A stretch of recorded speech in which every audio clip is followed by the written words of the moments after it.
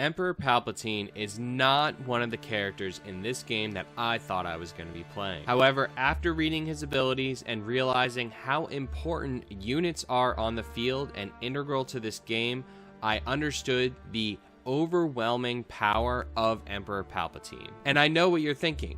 DDA, do you only play monocolored decks? Well, no, I do play other decks. In fact, my first deck that I built was Iden Green Command, but I figured there were like 10 billion Iden lists online. I didn't need to do a video on it. I wanted to showcase more of the creative options of this card game because even inside set 1, there's a ton of options for viable decks. Now, we're not just willy-nilly playing mono green Palpatine. The reason that we are playing mono green, as is the reason that most people should be considering mono, is the power of the legendary events. Now, I think we can all agree on one thing about Emperor Palpatine.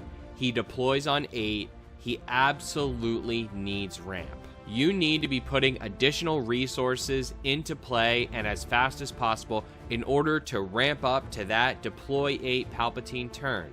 Even if you're not deploying Palpatine on 8, just the mere threat of stealing your opponent's unit is enough to take over the game. And being that the extra ramp that command gives you and some of the options and combos that command gives you as well, I do believe that mono green Palpatine is the strongest form of Palpatine. So if you like stealing your opponent's lunch money and want to convert the Senate over to the Empire from the inside, just like Palpatine did, let's get into the deck video. So starting out here with the deck profile video, as you can see, we are running the 30 HP base. And this is, of course, because Palpatine deploys on 8, and you just need that extra time to be able to deploy him. You need, I feel like these 30 HP bases, they basically add a turn to the game, because I would say about 5 HP is about 1 turn, you know, on a good day, if you're answering your opponent's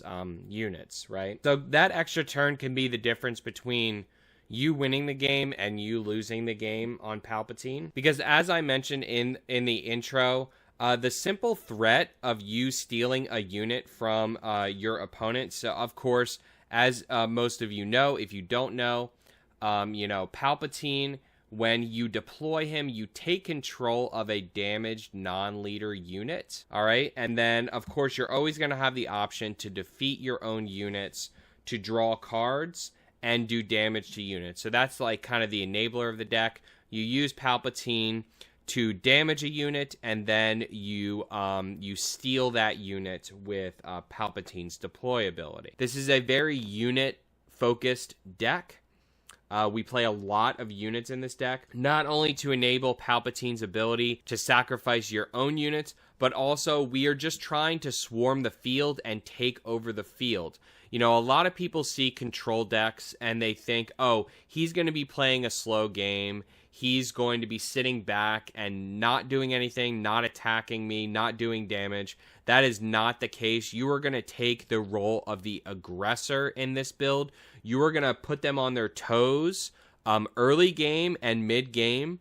And then that way, while they're dealing with all of the shenanigans that you have going on in the field, by the time you get to the deploy Palp ability, you can just easily seal the game at that point and just kind of put shackles on them, because they're not going to be able to play their big units with Palp being an option of deploy. So oftentimes I will wait until 9 resources, 10 resources to deploy Palp, because my opponent, as soon as I get to 8, my opponent is going to be playing around this, right? The good players, they will not play a good unit when you have this guy available. They won't. They will simply just play little weenie dudes. They'll try to bait you out. But don't fall for it, okay? Don't fall for it. They're waiting to drop their big unit. And that's why we play such an aggro-centric deck, because if we were just kind of waiting to rely on the Palp ability 100% and just take that big unit for it to be a significant portion of our damage, that's so easy to counterplay, guys. It's so easy to counterplay. They'll just run into you, and that's why most Palp decks, I feel, are losing to aggro. And this deck actually has a really good aggro matchup. I am winning a lot of the aggro matches that I'm facing, and I think I went 2-1 against a Sabine Mean Bean Green that I faced with this deck. And then as soon as I felt so strong in the matchup against Sabine, I was like, you know, this deck, I have to put out this deck profile video because it feels so good and so ready to go. So starting out here with the units, pretty much anyone who plays Palpatine knows that the number one play that you want to do is turn 1 official into turn 2 Emperor's Royal Guard. That's pretty much the dream play that you want. And because of that, we play a lot of officials at 2. We play a lot. We play 7 to be precise. We play 1 copy of Admiral Piet, 3 copies of Mahdi, and 3 copies of Yularen. All right. So the 1 copy of Piet is in here. He has some pretty cool value you can pull out with him end game. You know, Reinforcement Walker is obviously number 1 on his list. If you get him in play and manage to Reinforcement Walker with him with Ambush, that is so huge. That is either 6 healing or extra card draw. Really, really big. We only play him at 1 because he is just not doing much until that point of the game. He does have a pretty decent stat line, though, at 1-4. I like this stat line because of command, because of the Snowtrooper lieutenants. He is available to with some great early trades.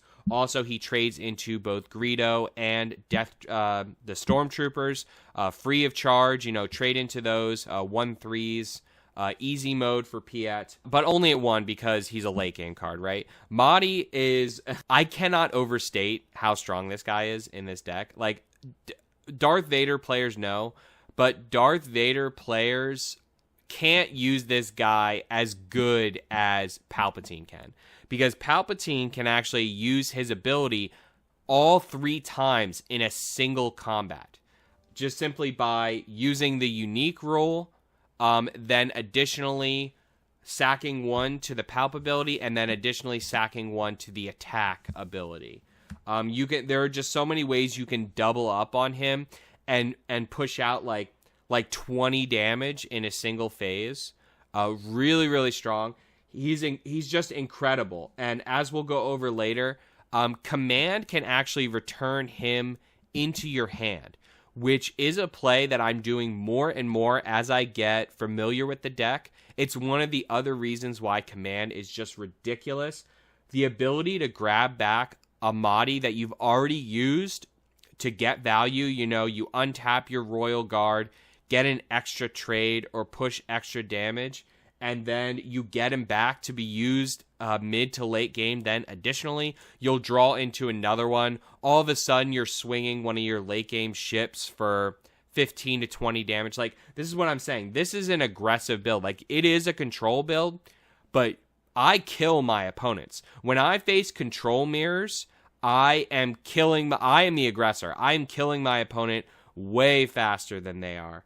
And I am often being the aggressor in aggro matchups. I've been in aggro matchups where they have had to go on the defensive because this deck is just so, you know, it's so aggressive sometimes. Yularen, very, very strong. I mean, this is a mono green deck, right? So this guy is going to heal you every time you play a green unit. Being a mono green deck, this is going to happen a lot, and it's going to give you that healing sustain that's going to push you into the late game and make sure you hit that Palpatine deploy. Also, his stats are pretty good, 2-3. He's a solid unit. Great card to have at 3. 7 officials, really, it means often we will be getting that Royal Guard online turn 2. Now, granted, you usually don't want to drop Mahdi turn 1. It is a risky play, but if you manage to grab initiative, you can do it as long as you drop a Sentinel. If they do kill him, that won't be great. But yeah, just keep that in mind. So I usually don't drop him turn 1, but you can if you have initiative. Next up, we have 2 copies of the Snowtrooper Lieutenant. Again, this is a fairly aggressive build. we are going to be using our Snowtrooper to make trades with those officials. Make trades with Mahdi, you know? Get that untap, and then also trade in a unit. There's so many good things you can do with this card. We only played it to... Oh, also, the best way, of course, is to play it with Vader. Nested actions, right? Play it with Vader, do double attacks. It's so great. So we had to play this only at 2, though, because you want that board set up before you draw this. Next up, of course, the quintessential control unit that every control deck is playing at 3. Viper Probe Droid, really, really strong. See your opponent hand, know how to set up the rest of the combat or the next several turns, and then also great stat line at 3/2. Can't go wrong with that guy. Another early game drop that's really good, showing the aggressive nature of this deck, is the 3 seasonal shore troopers. Really, really strong here. 6 resources is easy to get with this deck. You know, we play 6 ramp cards main deck. You know, we're not running the resupply in the main because I just honestly, the more I play that card, the more it falls out of flavor for me. I think Boba can get away with it because he's untapping resources, but other leaders can't really get away with it because it puts you back too far, and Palpatine is a great example of that. Like, you would love to play resupply, but you'll just fold to a lot of the mid-range and early game decks if you do that. So that's why we're playing mono green. Get those commands, get those super DJ techs, get to your 6 resources, and start swinging for like 4 to 6 damage with this guy. Now going into the 3 drops, huge here. I love Admiral Veers. Just in general, General Veers. I love this guy so much. Just in general, like, he is twice the unit that General Dodonna is, just because of that one cost less. Because most removal spells that are gonna affect Dodonna also affect Veers, right? So what are you really getting for that extra resource? It just makes you play a turn behind. And then likewise, you can get him with Vader.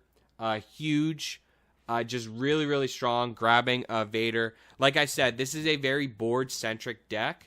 So having 3 copies of Veers in here is very, very strong. It will let you push out games. It takes your Royal Guard out of takedown range. It gives your Royal Guard 6 HP. So you get out of takedown range by doing that. That is huge. And then, of course, he is also an official, so he does activate your Royal Guard as well. Really big here. I would never drop this below 3 in this deck. Very, very strong. Whenever I have him in hand, he usually goes on the field. Next up here, another 3 units. We have 3 Cell Block Guards. Great unit here. Standard Sentinel. We do want to play a little bit of a slow game in this deck, so we do run a lot of Sentinels. This is great to grab with Vader as well late game. They're not expecting you to pop out an extra Sentinel. So we drop this guy at 3. Just playing Sentinels, still pushing, you know, your strong early game, but also just forcing them to not attack your base and attack your units, elongating the game, making sure you get to that Palp deploy. Very important. So 3 of these. Now, this wouldn't be a green villainy deck if we didn't play 3 Super DJ techs. Very, very strong unit. This allows you to, you know, if you can get a trade with this, this is the best case scenario, right? You know, if you have a Admiral Piet in play, or you have a Mahdi, and you are doing 1 damage pings, or like if you Palpatine, if you happen to Palpatine, like you Snowtrooper Lieutenant last turn, you want to Palpatine the Snowtrooper just to get a card draw, and then you can trade in for 3 damage to take out a unit, or just any of the 3 2s that exist in the game, or any of the 3 1s that exist in the game. You know, we don't play ECL, so this is sometimes a little slow, but, you know, you can ping it with Palpatine the turn you do play. I've done that several times. That's a pretty good play, just to get that card draw and the ramp. Really, really good there. Just a solid overall card, just like 10 billion times better than Resupply. The number 1 3-drop. This unit is so good in Green Villain that, you know, people are playing it like Vader is playing this. outside of Palpatine, just because it is a 3-4-4-3 that can have Sentinel. It's, you know, and you can grab it with Vader. It is so powerful. The fact that it's a 3-5, you know, it has Boba line stats with Sentinel. It's just, I've won so many games with this guy being a frontliner. So many games, you know, command to give him experience, make him a 5-7. You know, veers in play makes him a 6-8. It's just his stats blow up, and you have this wall.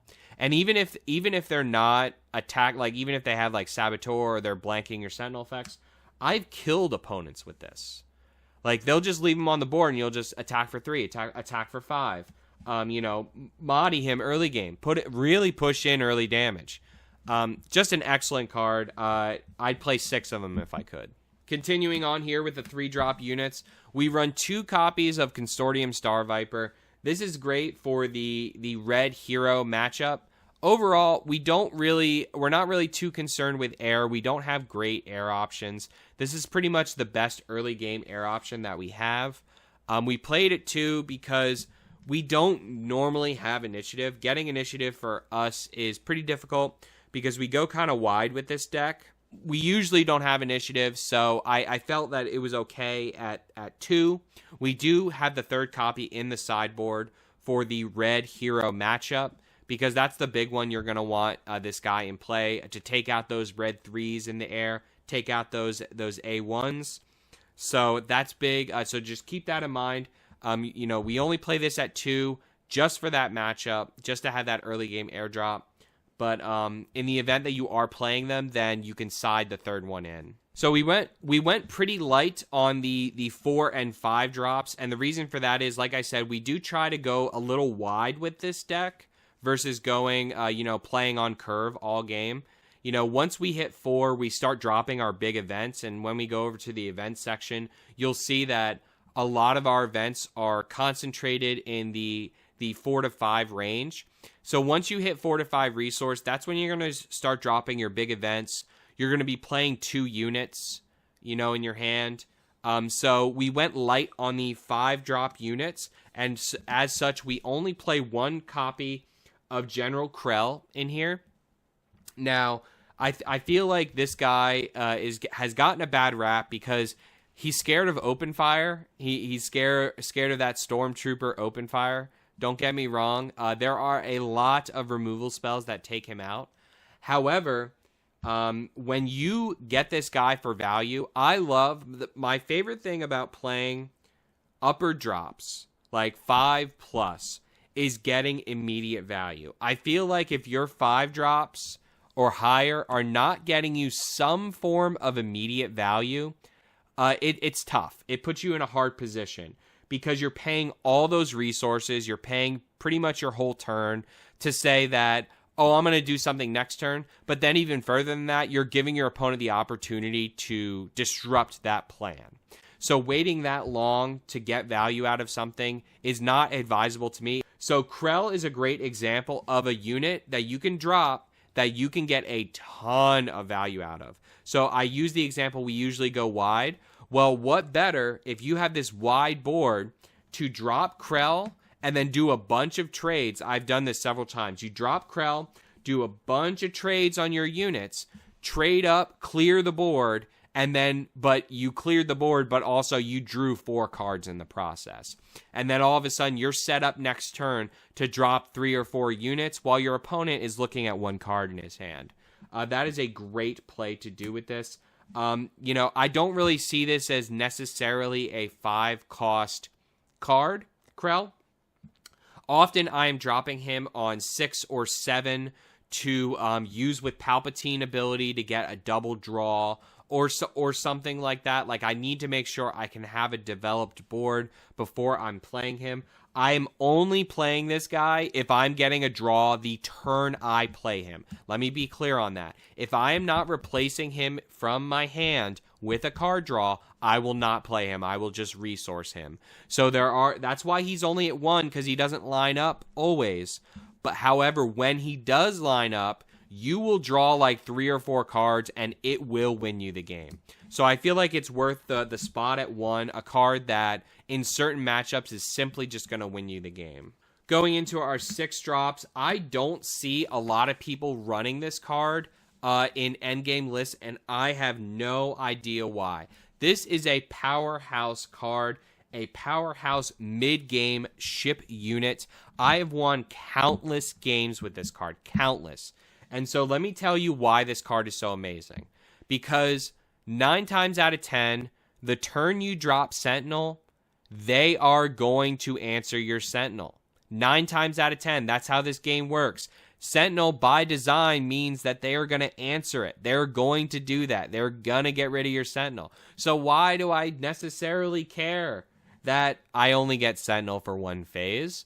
Especially when you talk about endgame, like this is like late mid, early endgame unit, right? 6 resource. So, you know, especially considering that we're getting towards the end of the game, you know the big stuff's going to start coming out. You know they're going to start ambushing their big units, playing their big removal spells. This will get answered. So why do I care about only having Sentinel for 1 phase? It's fine. It does its job every game you drop it. What makes this card so amazing is the options it gives you. So I have done this in several games. Just imagine for a second. Just imagine. Let me pull them out. Just imagine for a second that in the ground, you have this bomb diggity ground setup going, but you lost your Sentinels. You haven't drawn the Royal Guards. They've been killing your cell block guards. Oh, well, I have this Mahdi in play. Well, let me just give Mahdi Sentinel. And then all of a sudden you have this ship that's tapped, and you're looking at him. You're looking at, are you gonna attack into this and let me untap my big ship? So I can cream you for 5 in the air? Oh, let me tell you. I've won countless games with this ship. This ship's amazing. I don't know why I'm not seeing it in lists. So good. Prime target for Mahdi. I have won at least 3 or 4 games by untapping this ship 2 or 3 times in games. You know, give it experience with command and just run the whole field. You're going to be playing primarily in ground, so they're going to be worrying about ground more. And if they do happen to have a ship line, like, cause sometimes they'll realize, oh, I need to start lane dodging. I need to go into the air. Well, dropping this mid game, giving it self Sentinel, and then you have this huge 6 HP Sentinel sitting in the air. They're going to have to send pretty much their whole air fleet into it. It's so versatile. It's a great card. I had it at 2. I added a 3rd because it performs so well in play. And then, of course, you knew it was coming. The 7 drop of all 7 drops. The best card in Spark of Rebellion. No, this is not up for debate. All you people out there who do top 5 lists, you're like, oh, but discarding a card from your opponent's hand is pretty much the best thing. No. This is the best card in the set. It gives you 2 swings of value immediately. You get an immediate swing, immediate ambush, and a unit in play. You can get Veers, you can get Sentinels, you can get Mahdi to untap Vader. You can and swing again. Like he is Mace Windu and friggin' Home 1 put together. Like he is by far the best unit in the game. Not a question. I know I'm gonna get this in the comments section. Do you need Vader to run this deck? I'm sorry, yes you do. And the reason is because you don't have many options. You're mono green. Now, if you don't have Vader, I would recommend you probably going, say, red Palpatine or yellow Palpatine if you don't have Vader, because those decks will give you more options for removal. You'll play a different game. You're going to have more options for removal and tricks, and then you can get to your deploy and then use your opponent against him if you don't have Vader, right? But if you're playing mono green, you absolutely need the Vader, because this is what's gonna stabilize you late game. As soon as you're right before your Palp deploy, you are going to get this Vader into play, and then you are going to take over the field. Just simply put, he takes over as soon as he drops. He swings the field in your favor. So closing out here with our endgame units, we are running 3 reinforcement walkers. Again, this is a ramp deck, so this may seem excessive, but we want this at 3 because we will ramp to this guy. We will be controlling the field. We will ramp to him. We will get this out, and then he is going to ultra stabilize us. If we need card draw, we can get it. If we need healing, we can get it. I love having Yularen in play and getting a 4 heal off of that. I do it often. Very, very strong. A lot of people know how strong this unit is. It's especially good when you have so much ramp in the deck. Closing out here, the final ship unit we play. You may be thinking, is that going to be Devastator? No. It is going to be Relentless. Relentless, in my opinion, as I've been playing and testing, is far superior to Devastator for several reasons. And the main reason, 2 main reasons. One, he comes out a turn earlier. So you're going to drop this at 9 instead of 10. 2, the thing about big units is they get answered. They get answered. All right? They get vanquished. They get super laser blasted, okay? The matchup that you're going to play, you're going to get to 9 resources, and you're going to have the availability to spend 9 on a single unit, because in aggro matchups, often you can't afford to spend all 9 resources, right? You have to use a removal spell. You have to ping. You have to trade. You have to play more units, go wider, because you know they're going to destroy. You have to trade some of your units in or something like that. To be able to afford to spend all your resources on 1 unit, that is Relentless, because Relentless is built-in protection for not only itself, but also all your other units. And because this is such a strong board presence deck, you want that protection from Super Laser Blast. I've been Super Laser Blasted several times. It hurts. You can recover, certainly, but this is a good security blanket. And again, this is like control is where you're going to get to this point, and in the control matchup, you're going to want this Relentless. Now, moving into the events, we are playing very, very light on the events. Very, very light. Again, this is a very board-centric deck. So we are playing super light on events. We are just having 2 strike trues. This is good to answer, units that are kind of tricky. Maybe a shield, maybe something in the air, because we do go light in the air. So this would be good, to take one of your 3, your Viper Pro droid, to answer the red 3 in the air. Great to do that. So this is good. I like it at 2 because it's not always useful. We don't always need it. But in the times that it is useful, it's great to have in hand. It's great at 2. We actually play 1 copy of Attack Pattern Delta, and this has won me several games. This is a very wide deck, and this is 6 damage. But it's actually more than 6 damage, okay? So you think, oh, it's 6 damage. 6 for 3 is amazing, right? Like, this is 2 more damage than for a cause. If you squeak out all the damage with it, it's 6 damage, huge, but it's actually more than 6 damage, because you can play this to disrupt your opponent's plan. You can play this, and they could be thinking they could have certain trades. They could take out some of your units, completely disrupt their plan by playing Attack Pattern Delta, make it so that they cannot trade into your units, and you can still swing in. The other thing that the reason, and I'm actually even considering bumping this up to 2 in the deck, because it's been performing so well, is that what's the bad thing about this card? Well, when you have no field, right? Well, what does Palpatine do? Palpatine deploys and steals a unit. So automatically you have 2 units when you deploy Palpatine. It basically gives you a free activation of Attack Pattern Delta. You would only lose 1 damage off of this if you would do this with 2 units in play, right? So it's huge. It's kind of self-perpetuated by Palpatine himself. So it's at 1 right now, but I'm actually considering adding a second, and I would consider it. It's a great card. And of course, the creme de la creme, the reason we are running mono green is 3 command. We do not run resupply in this deck. It is simply too slow. You would be giving up the aggro matchup. You would be giving up the even the mid-range matchup, to be honest with you. Just that losing the tempo of an entire turn, the more I play this game, the less I think it is a viable card. Boba gets great use out of it because he can untap his own resources. But outside of that, I'm finding less and less of a use for resupply. But command, so many uses. A lot of people flack on command because it has to be, one of its modes can only damage a non-unique unit. However, when are you going to want to do that, right? When are you going to want to pick that mode? You're going to want to pick that mode versus aggro in the aggro matchup.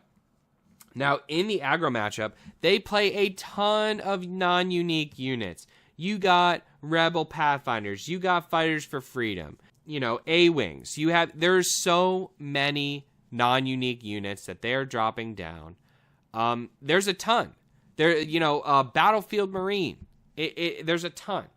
You have options for this. And the double swing on this, the kill a unit, give experience, is so good. So often against aggro decks, I'll be finding I'll choose the two modes to kill a unit and give experience.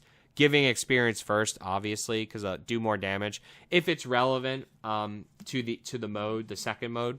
But against control decks or mid-rangey decks, I will sometimes ramp against aggro if I find an opportunity, right? If I feel like I'm in a very strong board presence, I will choose the ramp against aggro. It doesn't happen that often. Usually aggro is outpacing you on the board, usually. So usually I'm choosing the plus experience kill a unit. But against anything slower, anything mid-range, anything control, you're choosing the resource.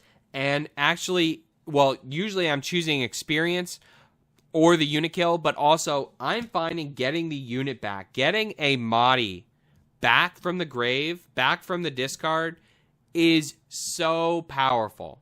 Like, so powerful. It will win you games. People say Cunning is the best event, legendary event. I don't see it. I mean, I get it. It's more immediate value. This ceiling, the ceiling of this card is in the stars, okay? As the game progresses, this card is going to get more and more and more powerful. Just playing it, I've played it at 6. It feels great at 6 in Palpatine. At 4, it feels incredible. S tier card. The whole reason we're running mono green, to get that extra 3 cards of ramp without having to rely on resupply, just because I feel resupply is not great. But yeah, so the whole reason we're running mono green. And the last event that we play, we are only running 10 events in this deck. The last event we play, of course, is Overwhelming Barrage. This card is ridiculous, often called the best event in the game. I would probably not argue with that. There's a reason we can get away with playing mono green, right? We have one of the best legendary events. I would say that this is the best one. I'm going to be straight up. I've said it several times. I know a lot of people are on Cunning right now. I can see it. It's like, it's two sides of the coin with Cunning versus Command, right?